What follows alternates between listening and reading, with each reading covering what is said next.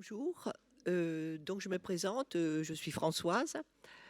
J'ai été diagnostiquée il y a une vingtaine d'années avec une sclérose en plaques et j'ai eu la double peine, si je peux dire, puisque c'était une primaire progressive pour lesquelles il n'existe pas grand-chose sur le marché. Donc du jour au lendemain, je suis passée d'un état de quelqu'un de, je dirais, bien portant, j'avais 40 ans, à quelqu'un de malade, un statut de malade, et puis ce sera un statut irréversible, à perpète, et je finirai avec cette maladie. Donc on change de statut, on rentre dans un autre monde. Je ne vais pas dire que j'ai pas repris ma vie s'est pas arrêtée, puis après j'ai commencé le lendemain une autre vie de malade. Non, disons que j'ai appris à réorganiser ma vie progressivement. Et l'avantage, entre guillemets, d'avoir une maladie chronique, c'est qu'on a le temps de s'y préparer aux déficits, aux problèmes qu'on va avoir, à se réorganiser progressivement, à faire progressivement le deuil de certaines choses, ça ne faut pas le nier, tant sur le plan familial, amical, voire dans les loisirs. Moi, j'ai eu de la chance, ça n'a pas impacté au point de vue professionnel, mais on a le temps de s'y préparer, de s'adapter progressivement, même au début quand les symptômes, la clinique est invisible à l'extérieur, mais nous, personnellement, on sent déjà des petits trucs qui collent pas. Ce qui moi, m'avait déjà mis la puce à l'oreille. Je sentais qu'il y avait des trucs qui collaient pas dans ma jambe, des sensations bizarres, mais les gens autour de moi voyaient rien. Donc, je me suis progressivement adaptée. Et puis petit à petit, les symptômes cliniques sont venus visibles, plus gênants. Donc d'un phénomène d'adaptation, on passe à un phénomène de réorganisation totale d'un tas de choses. Et pourquoi pas un changement, je dirais pas d'identité, mais de plus en plus, ça devient prégnant. Que dire d'autre? Ça a été un sale coup. Je ne dis pas que c'est le ciel qui m'est tombé sur la tête. Et je me suis dit, c'est dans mon caractère, il faut que je continue de me battre. Je suis toujours en vie. Certes, je suis malade à perpète, mais je suis en vie. Certes, il va falloir que j'abandonne des projets, mais je m'en suis réinventé d'autres. Ça ne s'est pas fait du jour au lendemain, hein. Je me suis réinventé d'autres projets. Et par exemple, euh, dans les projets, je suis, comme l'a dit Emmanuel, je dirais pas militante, mais je suis devenue patiente experte. Il y a une formation dans la sclérose en plaques. Moi, personnellement, j'aime pas ce terme de patient expert, je dirais plutôt patient ressource, mais bon, c'est le terme consacré. Qu'est-ce que ça veut dire? C'est quelque chose qui est venu des États-Unis suite aux patients atteints du sida qui finalement, tout au début des années fin 70, début des années 80, connaissaient beaucoup mieux la maladie et l'évolution que les malades, donc ils ont que les patients, que les médecins. Donc ils ont travaillé ensemble, et petit à petit, la notion de patient expert a été utilisé dans un tas de maladies chroniques, plusieurs maladies chroniques, et a franchi l'Atlantique pour arriver en France.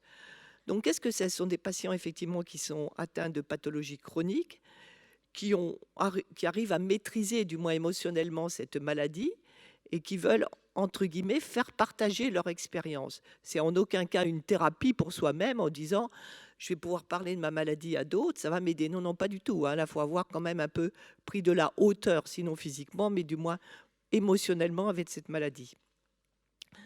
Donc, ça me permet de rencontrer différentes personnes, tant aussi bien médecins que dans les médias, ça je reviendrai après sur le côté militant, que j'ai eu l'occasion d'aller plusieurs fois à l'ARS pour le plan MND. Donc, et puis, voire même travailler avec de l'industrie pharmaceutique sur des développements de médicaments dans la CEP, où quand on fait des développements cliniques, ben, on fait des échelles d'évaluation, mais je veux dire, toute la partie qualité de vie, c'est quand même nous qui sommes les mieux à même de dire, vous savez, ce serait bien de voir ça, ou ça, c'est absolument inacceptable. Donc, je vis avec cette maladie, je ne dis pas que je la vis bien, mais je vis avec, je ne vis pas contre elle. Je ne peux plus dire que je lutte. Je vis avec, mais je ne lutte pas.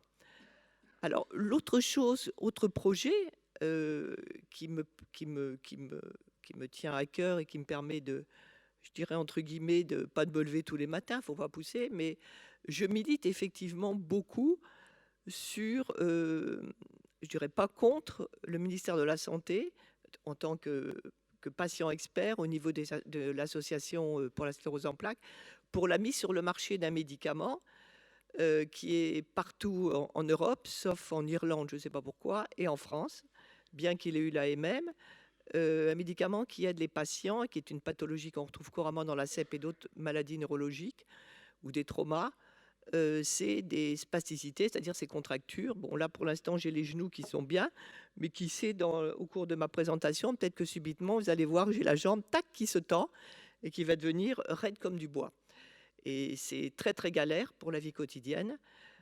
Pour s'habiller, je peux mettre un quart d'heure, 20 minutes à mettre un pantalon et des chaussettes. Je mets de moins en moins de chaussures, sauf lorsqu'il pleut. Donc j'ai mes chaussures là, juste au cas où il pleut, mais sinon, ça m'évite quand même de passer du temps à faire ça.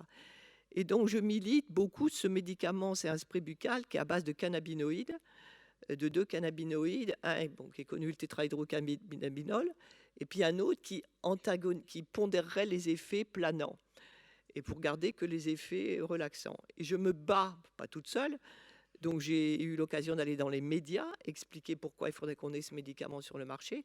Donc ça, je veux dire, là, je suis vraiment militante parce que on se trouve dans une situation où les patients sont obligés d'aller, s'ils ont les moyens financiers et le réseau, d'aller le chercher à l'étranger, ou alors de carrément fumer de l'herbe avec, bon, bah, c'est quand même, c'est moins pratique, hein. Je l'ai essayé moi-même et c'est moins pratique, on ne sait pas ce qu'on prend.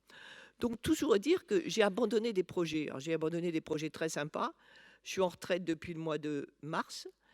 Un de mes rêves, c'était d'aller voir dans le sud de l'Argentine le glacier, le Perito Moreno.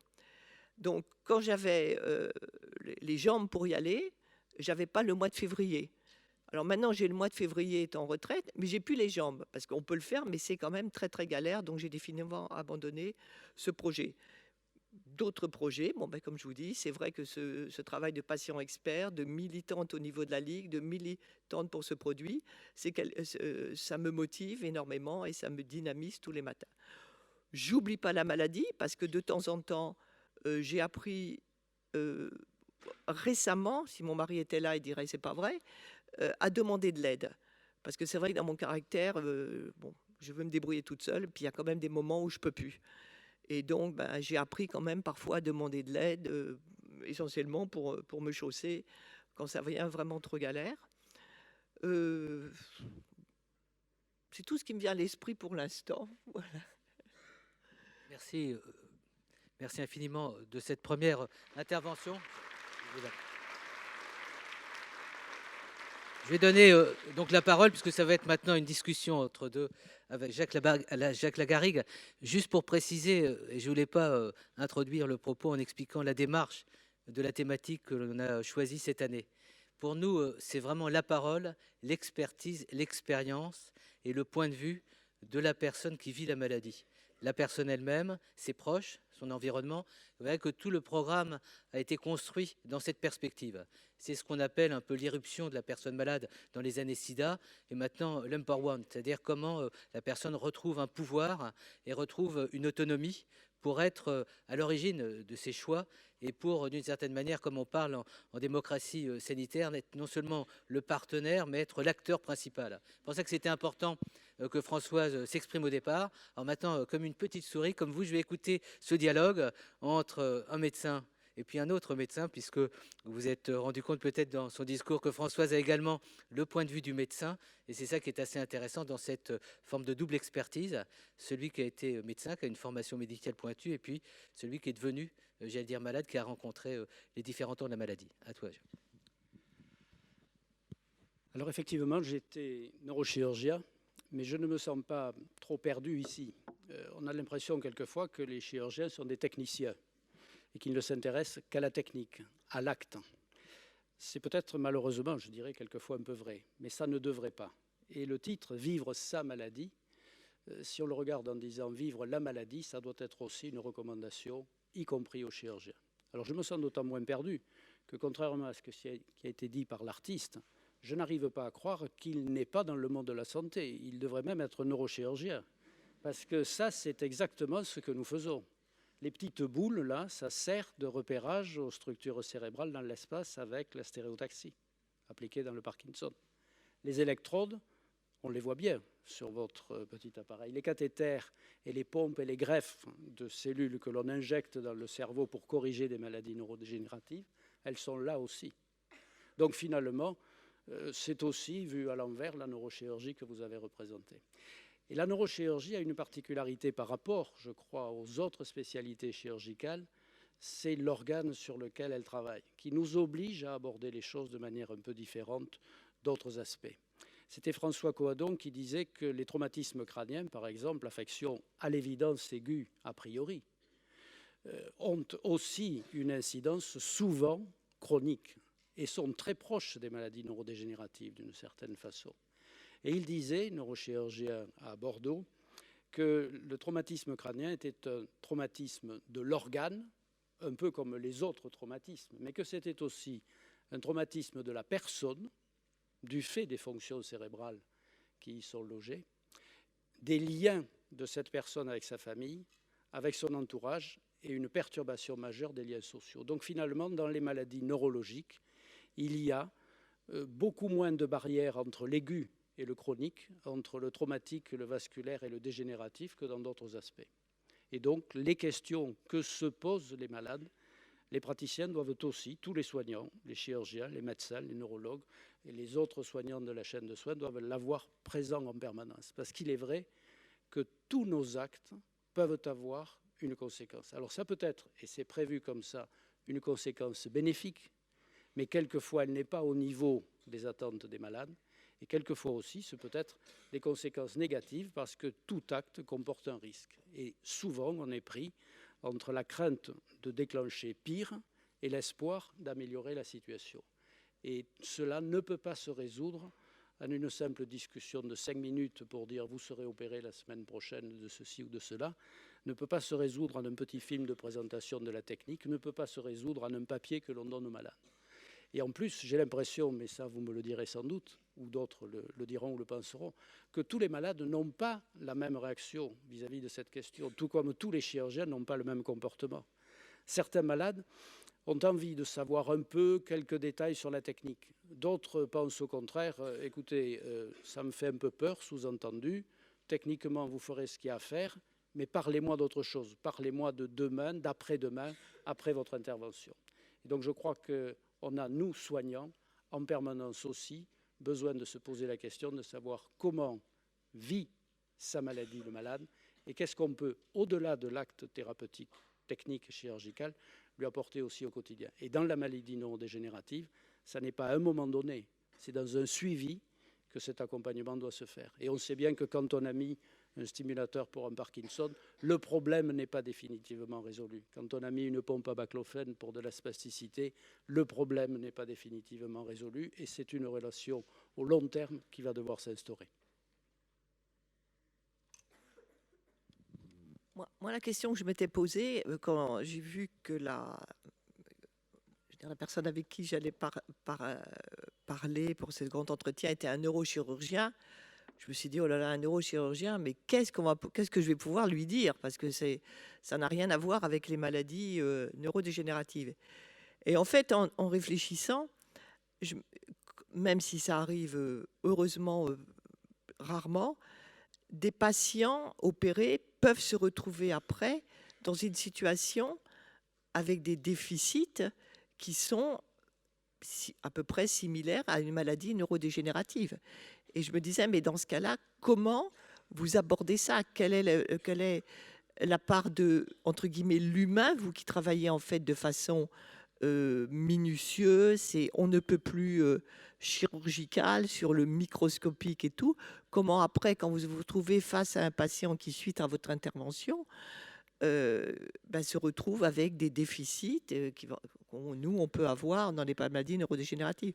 Vous n'avez pas pu, entre guillemets, préparer, enfin le malade n'a pas pu le temps de se préparer, de faire des deuils successifs. Donc, vous me direz, c'est pareil quand on a un trauma brutal suite à un accident de la route. Mais dans le cas particulier pour vous, comment est-ce que ça passe? Quelle est je ne vais pas dire que vous n'avez pas d'empathie, mais comment vous réagissez? Comment vous allez parler avec ce patient qui brutalement se retrouve après l'intervention dans cette situation? Alors nous devons avoir ça présent à l'esprit, et donc il faut d'abord commencer par en parler avant. Je crois que toutes les complications, et pas seulement les complications très importantes, mais les inconvénients, les difficultés que peuvent rencontrer les patients au cours ou après une intervention, doivent être annoncées à l'avance. Alors bien sûr, ça peut générer une grande angoisse chez certains malades, et quelques-uns pourraient être tentés de dire, si je dois être pire après qu'avant, je ne le fais pas. On a le devoir de continuer à donner des explications pour expliquer aux malades pourquoi, même avec ce risque, il y a quand même probablement intérêt, en tout cas intérêt pour nous à le leur proposer. Après, c'est le patient qui décide et il peut avoir le temps de la réflexion, parce que dans ces affaires-là, c'est important, d'avoir le temps pour réfléchir et de décider, y compris de prendre éventuellement ce risque. Et le rôle que l'on peut jouer, c'est non pas de cacher des risques, non pas de les minimiser en conséquence, parce qu'elles sont importantes, mais d'insister sur l'incidence en fréquence et d'arriver à expliquer au malade que certes, il y a un risque, mais que pour lui, statistiquement, même si ce mot est abominable quand on parle de relations humaines, ce risque n'est pas très élevé. Et qu'en tout cas, le bénéfice que le malade est susceptible d'attendre justifie que l'on prenne ce risque, justifie qu'on lui propose de prendre ce risque. Et puis qu'on le prenne un peu ensemble, parce que c'est vrai que c'est le malade qui va le subir au physique, au quotidien, mais ne croyez pas que les échecs, ça soit aussi, non pas agréable, mais facilement acceptable par les praticiens. Et chaque fois que l'on revoit après un malade à qui on repropose la même intervention que celui qui l'a subi avec une complication, on a aussi quelques questions dans la tête. Voilà. Alors ça n'est pas un deuil aussi grave, mais c'est aussi une forme de deuil, et ça rend modeste. J'aimerais juste qu'on centre un petit peu par rapport aux propos. Maintenant que vous avez ouvert la discussion et qu'on a compris de quel point de vue chacun se situe, c'est repenser la maladie et inventer son quotidien. Et ce qui serait intéressant, puisque c'est quand même toute la philosophie qu'on a voulu développer à travers cette rencontre, c'est de bien comprendre qu'il y a la maladie, il y a la relation avec la médecine, et puis il y a cette aspiration à vivre la maladie, à évoluer avec la maladie. Une maladie, on le verra à travers certaines interventions au cours de ce colloque, une maladie qui transforme le regard qu'on porte sur soi, qui transforme le regard qu'on porte sur les autres, qui transforme aussi le regard que les autres portent sur vous, qui également transforme la relation, une relation spécifique quand c'est une maladie évolutive. C'est pas la même chose que quand c'est une maladie qui aura une fin, c'est une maladie qui évolue. Et donc c'est un rapport, et c'est toute la finesse et l'intelligence de ces données qu'on aimerait que vous approfondissiez. C'est-à-dire quand on se retrouve face à une maladie dont on sait qu'il faudra faire avec, qu'il faudra au quotidien s'adapter, adapter sa vie, mais trouver peut-être d'autres aspirations, puisque tout à l'heure, tu évoquais le fait qu'effectivement, tu ne feras pas ton voyage à l'autre bout du monde et qu'un certain nombre des éléments qui te paraissaient chers, tu dois un petit peu en faire le deuil, mais il y a aussi l'ouverture très dynamique, et vous verrez à travers beaucoup d'interventions au cours de ces 2 journées, comment des gens font du réel quelque chose d'extraordinaire auquel on ne pensait pas. Donc j'aimerais juste, si c'était possible, que vous vous ressentez un peu sur ces 2 aspects, repenser la maladie et transformer son quotidien. Françoise. Alors oui, effectivement, je suis un peu furieuse, comme tu le dis là, pour mon voyage, parce que j'y avais quand même bossé pas mal, j'avais acheté beaucoup de livres et tout. Ben, voilà. Alors, moi, quand tu as employé le terme fabuleux, repensez, bon, je continue de vivre, je fais des choses très sympas, très chouettes, mais ça a pas été, cette maladie, ça n'a pas été une révélation où je me dis, je fais des choses absolument, comme je l'entends parfois sur des gens qui ont eu des traumas et qui disent, grâce à ça, je peux faire des choses extraordinaires que je n'aurais jamais fait si j'étais bien portant. Moi, ce serait mentir dire ça. C'est pas vrai. J'ai pas, le curseur n'a pas bougé en intensité. C'est la qualité. Ce que je fais est différent. Mais c'est pas pour ça que je fais des choses extraordinaires. Non, non, je fais des choses différentes. Je me suis adaptée. J'ai dit bon bah, je ne peux plus faire ça. Ça m'intéresse. Ça, je peux le faire. Là, je m'éclate, mais je me serais tout aussi bien éclatée dans ce que je pouvais faire avant. Donc dire que ça m'a ouvert, enfin moi personnellement, c'est faux. Alors comment je vois les gens alors, je me suis adaptée. Le regard des gens au début a été très dur pour moi quand j'ai dû commencer à être avec une canne. Ça a été très très dur pour moi. J'ai eu une période où j'avais honte, qui est quand même un comble. J'avais honte, j'ai même posé un jour la question à mon fils.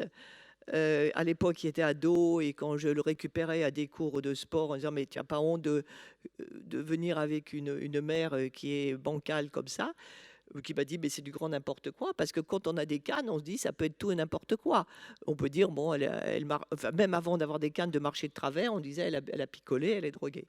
Paradoxalement, d'être passé au fauteuil, ça m'a donné un statut et maintenant j'ai un statut de personne à mobilité réduite et non pas de handicapé, parce qu'on dit plus ça et ben, on me regarde différemment et les gens, dans l'ensemble, sont très, très gentils. Spontanément, ils viennent vous aider quand vous avez, un problème dans la rue et tout.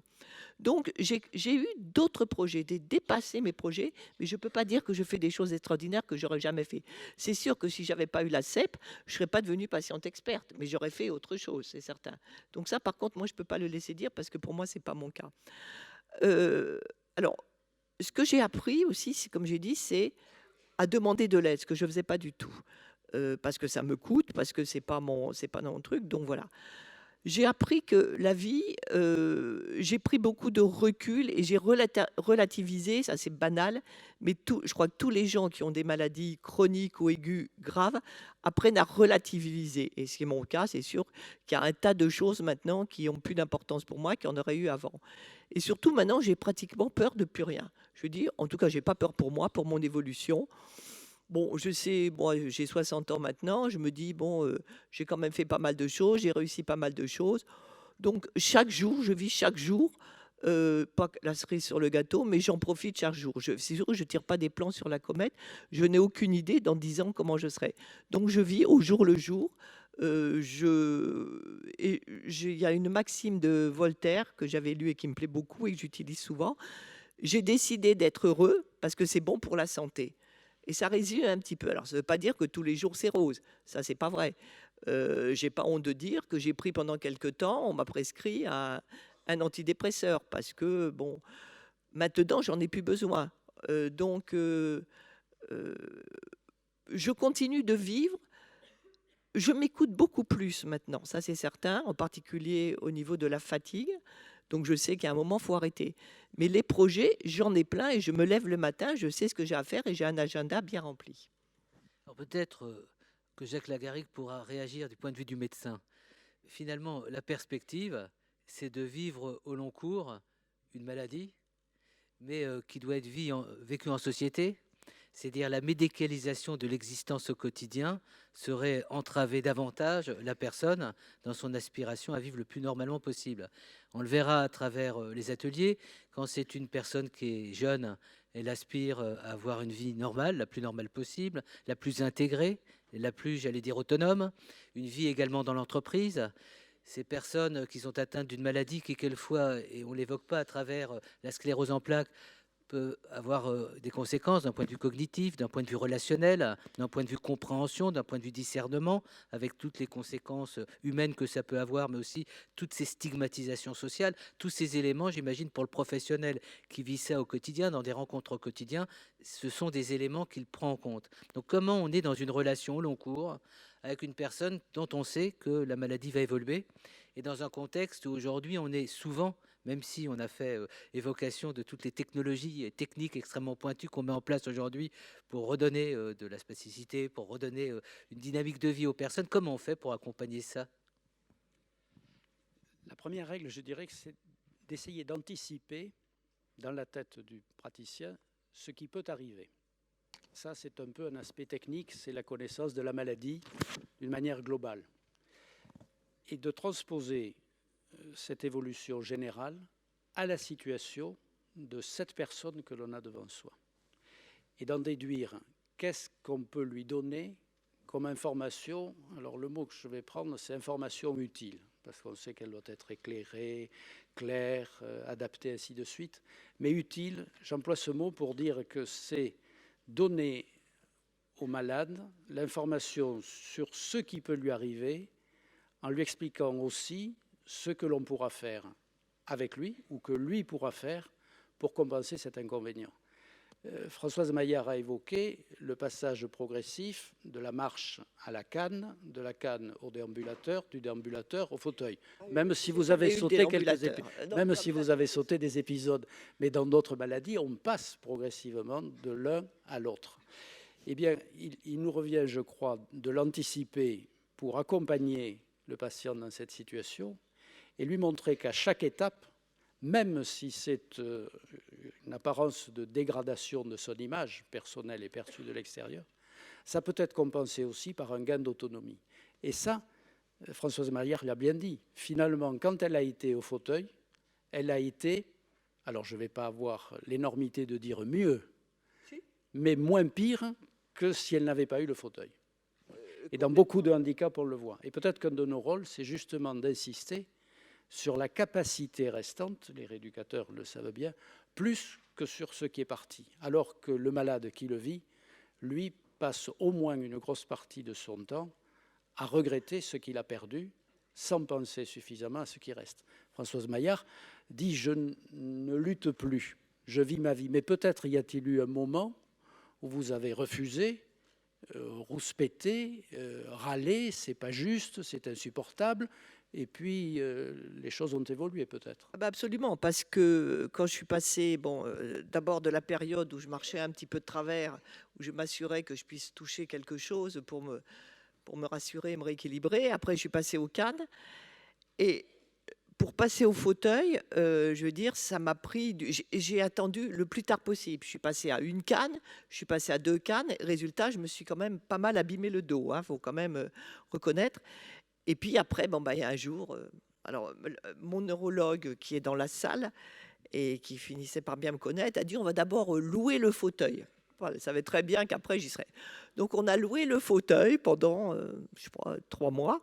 Puis bien sûr, à la fin, on a acheté le fauteuil. Mais ça a été ça je me rappelle, elle m'a dit on va d'abord faire un essai en le louant. Tu parles, elle savait très bien que je ne m'enlèverais pas, effectivement. Et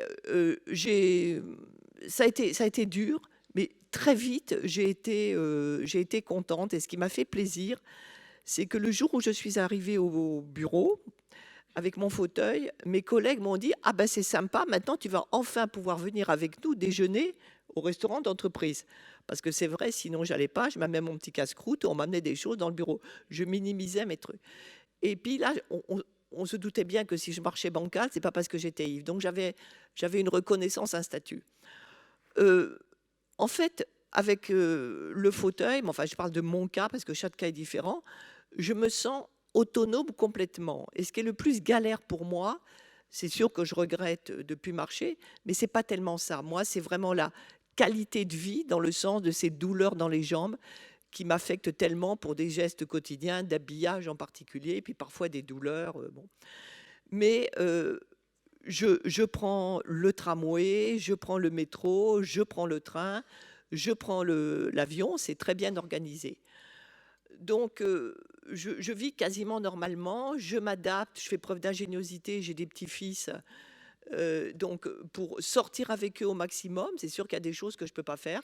Quand je les emmène chez Mickey, j'y vais toujours avec une autre personne parce qu'il y a quand même des activités que je ne peux pas faire. Donc, il faut que l'autre personne les fasse avec eux. Mais j'essaye de faire le maximum toute seule. J'ai oublié ce que... Alors, bon, j'ai pas... il me semble... c'est mon entourage qui pourra confirmer que je n'ai pas de troubles cognitifs pour l'instant. Moi, personnellement, je ne les ressens pas. Ce serait plutôt à mon entourage de confirmer. Alors, j'ai relativement, entre guillemets, de la chance aussi au point de vue fatigue. Parce que c'est vrai que la fatigue, c'est quand même, dans la CEP, et je crois beaucoup de maladies, c'est quand même quelque chose il faut s'organiser. Moi, j'ai beaucoup de copains atteints de CEP. L'après-midi, il faut absolument qu'ils fassent une sieste. Moi, je n'ai pas ça. Par contre, ce qui m'est arrivé, mais sans raison, c'est que du jour en quelques minutes, tac, ça va me tomber sur les épaules, comme une chape de plomb. Et comme je disais, à part mettre le doigt sur la zapette de télé, je ne pourrais rien faire. Ça va durer 1 heure, 2 heures, puis après, ça va repartir. Mais bon, j'ai appris à m'écouter et je dis, là, ça va venir, donc je m'arrête et j'arrête. Je ne bouge plus, mais ce qui s'appelle pas bouger, me mets la tête sur la table, rester dans mon fauteuil et je ne bouge pas. Voilà, et comme ça me permet. Mais, alors, c'est sûr que moi, ça fait presque 20 ans maintenant. J'ai pratiquement plus de traitement, sauf un traitement en ATU là, mais je veux dire, j'ai plus vraiment d'hospitalisation, sauf s'il y avait un accident intercurrent. Donc j'ai pu intégrer dans ma vie comme au début les IRM, les journées à l'hôpital et tout ça. Donc ça, j'ai mis ça vraiment de côté. Surtout, j'ai dit que je voulais plus passer d'IRM. Donc, j'essaie de vivre maintenant. Je dis pas que je l'oublie, parce que si je l'oublie, ça va me le rappeler. Mais je vis. Voilà, c'est tout. Je vis. On va encore avoir cet échange pendant une dizaine de minutes. C'est pour ça que je me permets de poser quelques questions pour vous inciter à aller plus loin dans ce que vous allez nous dire. Déjà, vous avez dit des choses précieuses. Vous allez voir, vous avez posé des cailloux, notamment qu'on retrouvera dans ces 2 journées. Quand vous avez parlé des capacités ou des capacités de la personne, c'est-à-dire comment éveiller en elle tout un ensemble de ressources auxquelles on n'aurait peut-être pas pensé si on ne l'avait vu que du point de vue de ce qu'elle ne peut plus faire ou de ses déficits, éventuellement en anticipant des déficits quasiment définitifs. Donc toute la question de l'anticipation est aussi une question qu'il faut aborder avec beaucoup de prudence, même si c'est important de prévoir jusqu'à quel point ça n'entrave pas toute possibilité de devenir. C'est des questions qu'on va se poser. Mais quand on dit repenser, réinventer, il y a la personne qui a un environnement, et Françoise parle de son mari, parle de ses petits-enfants. Donc elle a, d'ailleurs, elle l'avait dit dans un entretien, une espèce de boîte à outils, et elle peut, en fonction des circonstances, ajuster en fonction de ses demandes, ce que les réponses pourront lui apporter pour maintenir son autonomie. Mais certaines personnes sont seules, c'est un premier point. Donc, d'un point de vue démocratique, quel type d'accompagnement, quel type de mobilisation de la société, comment ces personnes vont-elles sortir de chez elles, qui va leur donner envie encore de lutter, qui va les regarder pour dire « mais t'existes toujours parmi nous », voilà une question importante. Certaines de ces personnes aussi se disent j'ai vécu ma vie jusqu'à présent sans avoir à repenser, à réinventer mon existence, parce que repenser et réinventer son existence, si à chacun d'entre vous on vous disait repenser et réinventer votre existence et justifier de ce que vous avez envie ou pas, c'est un exercice extrêmement compliqué, notamment quand on a la menace de la maladie de surcroît. Donc comment on se situe face à des situations que si on les voit d'un point de vue médical, on arrive un petit peu à les cerner, mais si on les voit d'un point de vue, j'allais dire, individuel, d'un point de vue humain, d'un point de vue philosophique, on se dit mais c'est d'une complexité extraordinairement, j'allais dire, insurmontable, dans la mesure où il y a très peu de place dans notre société pour les vulnérabilités, pour les fragilités, pour les handicaps, puisque notre société est une société de la performance et finalement où dès lors qu'on est un peu marginal, on dérange et on voit les conséquences que ça peut avoir, y compris dans le rejet de ces personnes de la vie sociale. Donc comment vous vous situez par rapport à ces vrais enjeux pour moi politiques ? Alors, politique, je répondrai d'abord sur le plan philosophique. Et rassure-toi, je ne vais pas prendre le risque de parler de philosophie entre Emmanuel Hirsch et Eric Fiat, en sachant la complexité de la question qui va lui être posée après, mais il va sûrement nous donner des réponses, parce qu'il y a incontestablement des risques d'errance et des attentes que nous ne savons pas toujours identifier. Mais ça, je laisse aux philosophes le soin d'y répondre. Sur le plan médical, l'anticipation, je l'ai déjà dit, je ne vais pas y revenir. Mais il y a aussi ce que les soignants peuvent tirer des associations, des patients experts, ressources et autres, parce que pour nous, c'est une source d'éducation et c'est une possibilité d'intermédiation dans la relation. Si nous expliquons quelque chose de notre position de praticien ou de soignant, cela risque d'être moins bien perçu ou moins bien adapté que si c'est fait par quelqu'un qui l'a vécu. Et donc, je crois que ce rôle d'intermédiaire des associations et des groupes de patients est fondamental. Et il y a des domaines où on l'a vécu expérientiellement de manière certaine. Alors, c'est vrai qu'il faut remarquer qu'entre patients, c'est toujours très agréable de se rencontrer. On ne pleure pas sur notre maladie. Je sais que moi, au niveau de la Ligue, on organise ce qu'on appelle des CAWACEP. Ailleurs, ça peut s'appeler Café-CEP. Nous, ce sont des CAWACEP. Où, en fait, je ne dirais pas que c'est des causeries autour du feu, puisqu'on se retrouve dans un endroit assez sympa au centre de Paris, où on peut parler. Donc, il y a des patients qui viennent nous voir. Il y a des aidants. En principe, on est 2 ou 3. Et on parle à tout venant. Ça peut très bien être des problèmes pratiques d'organisation vis-à-vis du travail, pour avoir des aides et tout, que émotionnellement et tout. Et c'est vrai qu'entre patients, on se comprend beaucoup mieux. On peut s'échanger des trucs, et ça, on ne le trouve pas dans les bouquins de médecine. Et ça fait du bien. On a on fait ça 1 fois par mois, des patients qui viennent régulièrement et on discute ensemble, tout venant. Jamais on fait des discussions sur les médicaments, sur le traitement. Jamais, c'est absolument pas notre rôle.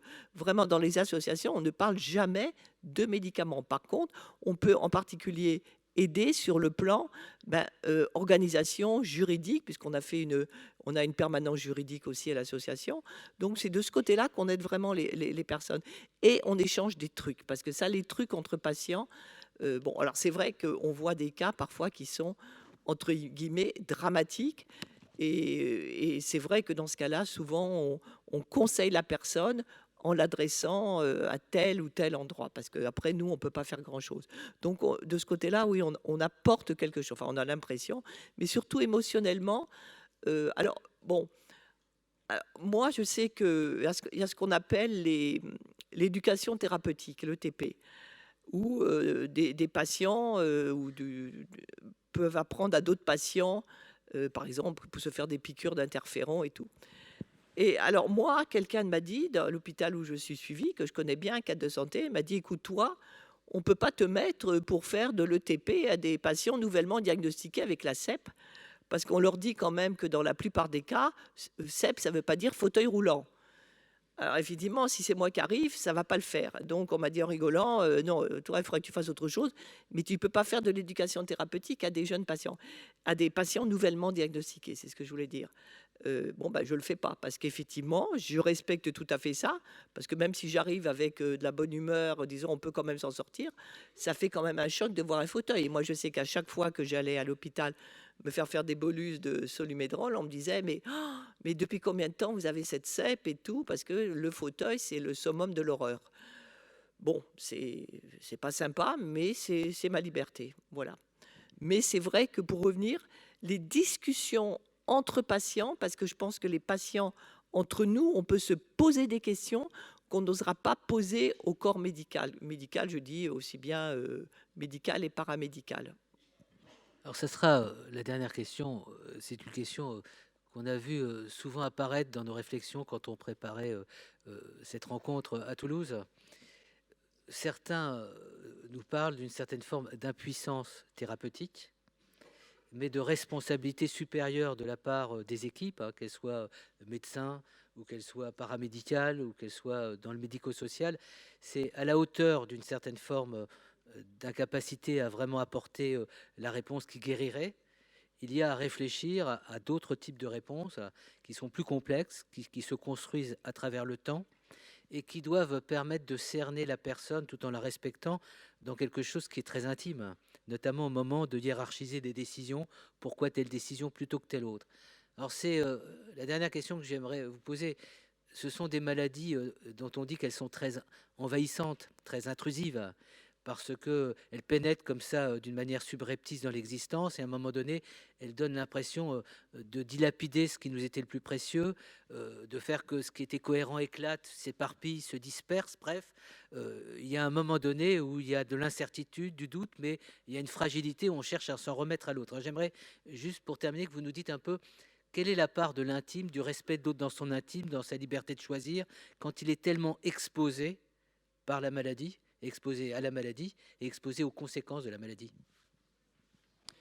Alors, si tu te tournes vers moi, je vais dire que la réponse est difficile, bien sûr, tu le sais, tout le monde le comprend.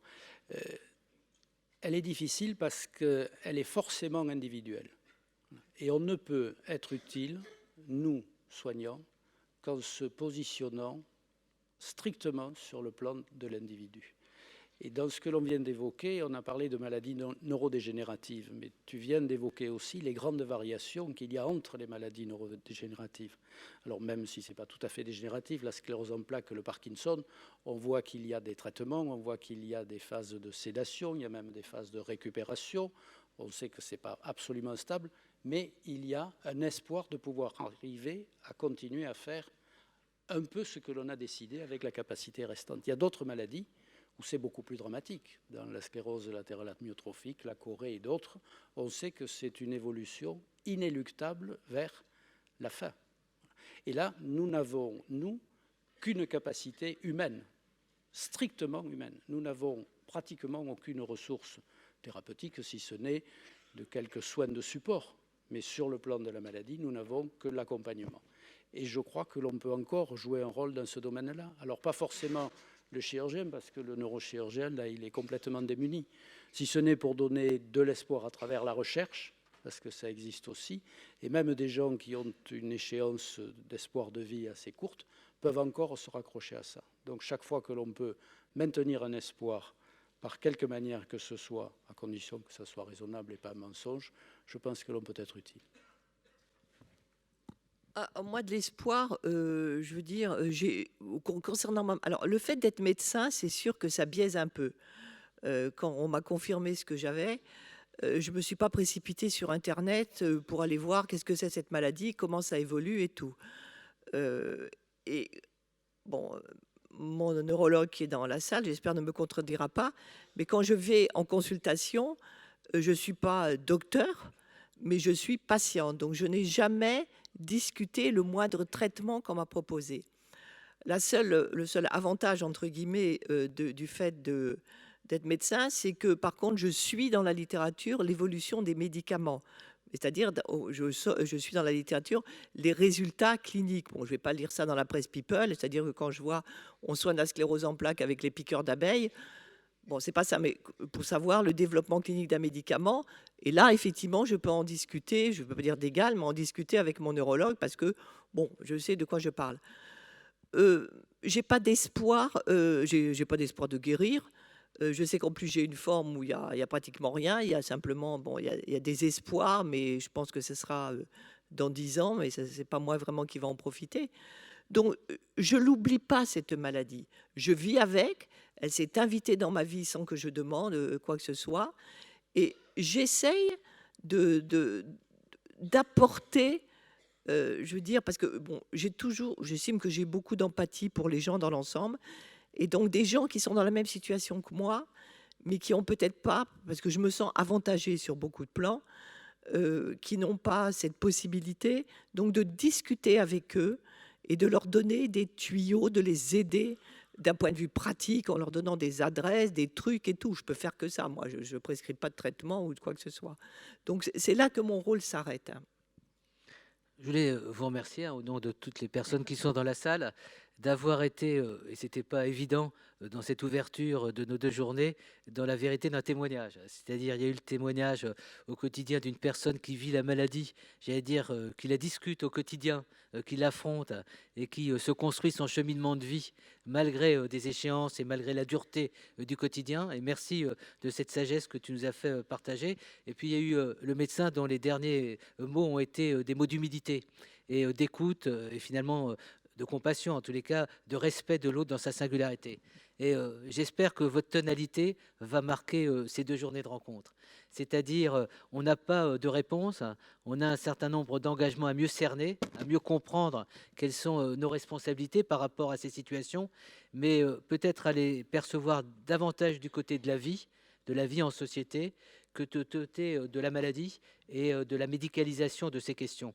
Et peut-être que ce que je retiens aussi de vos 2 interventions, c'est ce combat pour la liberté. Peut-être que la meilleure manière de lutter contre cette maladie ou ces maladies, c'est de préserver un espace personnel de liberté et de créativité et de le partager au niveau de la cité comme on le fait ce matin. Donc je vous demande de les applaudir parce que c'était un très beau message.